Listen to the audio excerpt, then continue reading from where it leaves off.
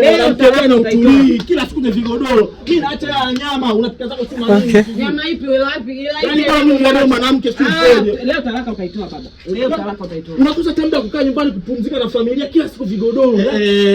Mbona unakuwa na kelele hivyo mmekuja kwa mjumbe kesi maliziwe kelele za nini tena? Mimi mwanamke bana mimi nikanishinda mimi simtaki tena bana. Mimi nataka talaka mjumbe. Yaani huu mguu tumekuja hapa tunataka talaka yangu.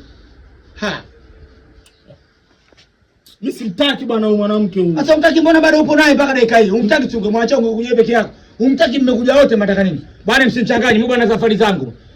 Fanyeni mambo yenu baadaye mimi muende huko baadaye mimi mje hapa. Mimi nafikiri tungemaliza sasa hivi. Sasa hivi na safari zangu nimesema. Kuna sema nataka niende baadaye muje mtanikuta nyumbani. Hebu nendeni kwa msichanganye na A few moments later. Mimi nilikuwa najua atutoboi.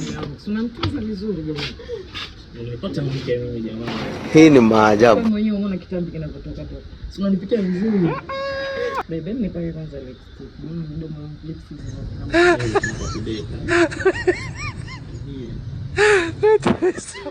Hapo tena kwangu umefuata nini tena? Hapo kisha kwa saluni. Sisi ndio tulikuja mara kwanza tukatuachana.